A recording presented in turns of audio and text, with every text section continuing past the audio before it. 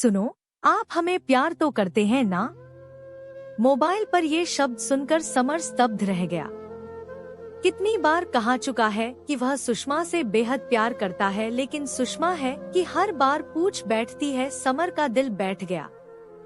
क्या प्यार जताने की आवश्यकता होती है? क्या प्यार को शब्दों का आवरण चाहिए?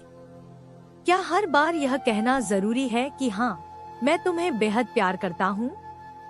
क्या खामोशी की कोई भाषा नहीं है? वह इसी उधेड़बुन में था कि सुषमा की आवाज ने उसे फिर चौंका दिया। आपने कुछ कहा नहीं? इसका मतलब है कि आप हमें प्यार नहीं करते हैं? अब समर को कहना पड़ा, क्या खामोशी का मतलब प्यार का इनकार होता है? क्या हर बार यह कहने की जरूरत होती है कि हाँ, मैं तुमसे बेहद प्यार करता हूँ? क्या एहसास कोई मायने नहीं रखते हैं? क्या तुम्हें मेरे दिल की आवाज अब सुनाई देनी बंद हो गई है? समर की आवाज धीर गंभीर हो गई थी। उसकी अप्रसन्नता उसके शब्दों में झलक रही थी। उधर से सुषमा के जोरदार ठहाके सुनाई दिए।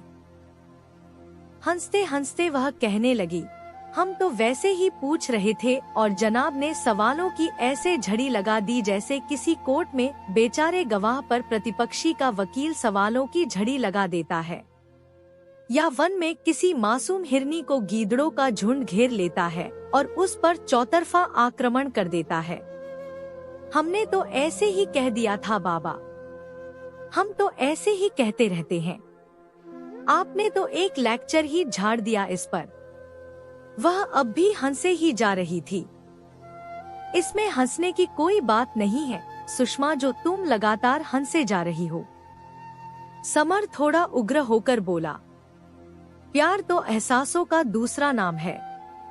यदि मेरे मन में तुम्हारे लिए प्यार नहीं हो और मेरे होंठ यह कहते रहें कि मुझे तुमसे बहुत प्यार है, तो क्या तुम इससे खुश हो जाओगी?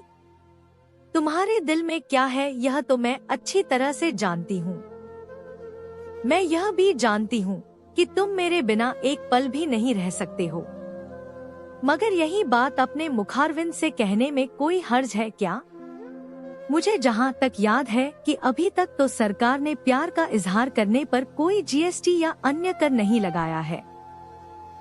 और जहाँ तक मैं समझती हूँ, प्यार का इजहार करना कोई वल्गैरिटी भी नहीं है। तो फिर प्यार के इजहार से इनकार क्यों? आप इस मामले में बहुत कंजूस हैं। अब बोलिए प्रोफेसर साहब।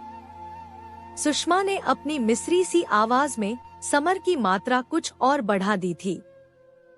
प्यार का इजहार केवल शब्दों से ही नहीं होता है सुषमा, हाव भाव, खामोशी और प्रतीकों से भी होता है। मेरी समझ में तो यह आता है कि वह प्यार ही क्या जिसे इजहार करना पड़े।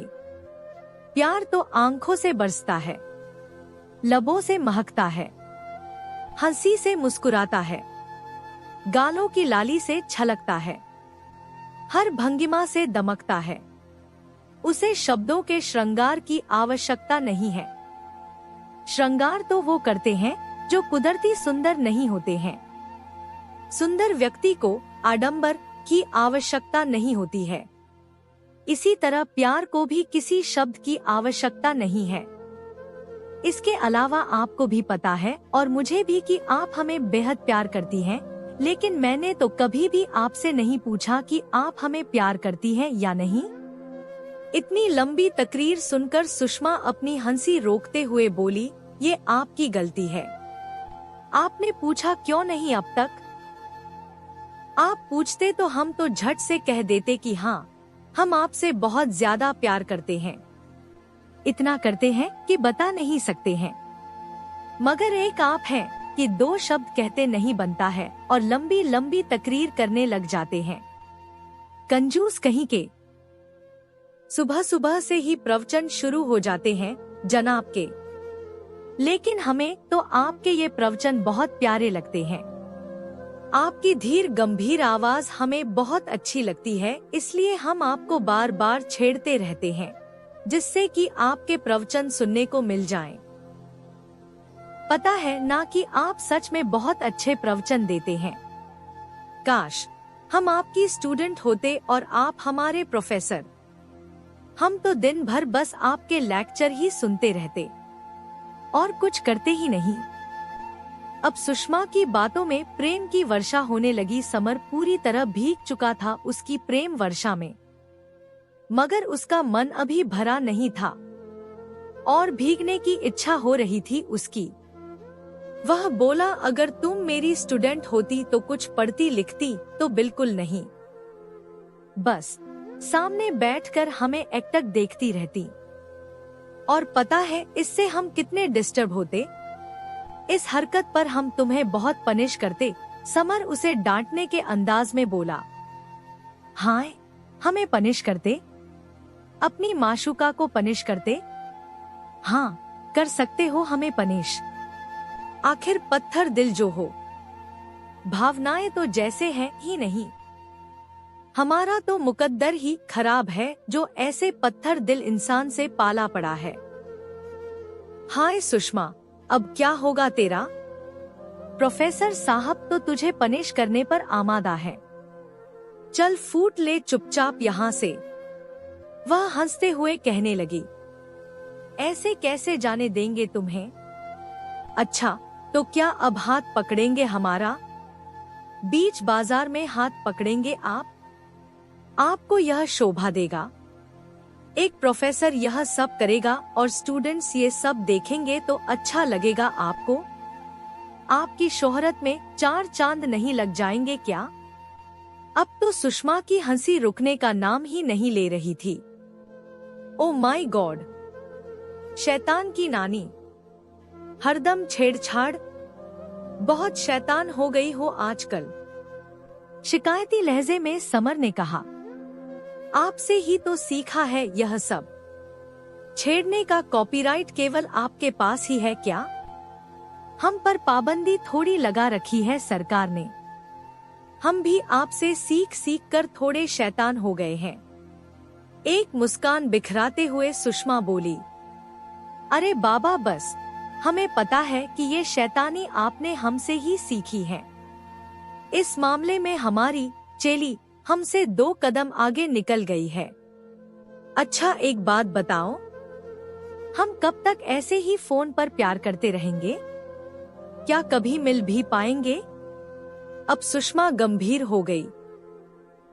धीमे स्वर में बोली, शायद यही नियति है हमारी। हमारी मुलाकात सोशल मीडिया पर हुई। हम वहीं पर मिले थे और शायद वहीं पर ही मिल सकेंगे। हमें इसका बेहद अफसोस रहेगा कि हम आपसे कभी आमने सामने नहीं मिले। हम आमने सामने मिल भी सकते हैं, मगर हमें खुद पर यकीन नहीं है। क्या पता हम अपनी भावनाओं में बहकर वह सब कर बैठें जो हमें नहीं करना चाहिए। हमें आप पर पूर्ण विश्वास है, मगर खुद पर नहीं। हमने 1-2 बार मिलने के बारे में सोचा भी था, मगर जब यह ख्याल मन में आया तो सच कहें, हमने मिलने का प्रोग्राम रद्द कर दिया। इस जन्म में अब हम नहीं मिल पाएंगे। हमारी मुलाकात मोबाइल पर और सोशल नेटवर्किंग पर ही बदस्तूर होती रहेगी। और आपसे भी विनती है कि प्लीज आप भी हमसे मिलने का प्रयास नहीं करें। हम अपने भगवान से रोज प्रार्थना करते हैं कि हमें अगले जन्म में इतना योग्य बना दे कि हम आपके वाम अंग में बैठ सकें। हमारी प्रार्थना बस इतनी सी है कि इस जन्म में तो नहीं, मगर अगले जन्म में तो आमने सामने आपसे मुलाकात हो जाए। आपके स्पर्श का एहसास हम कर सकें, आपकी धड़कनों को महसूस कर सकें, आपकी सांसों की गर्मी पाकर हम पूरी तरह से पिघल जाएं और आप में समा जाए। बोलिए, क्या इतनी सी प्रार्थना भी नहीं सुनेंगे भगवान?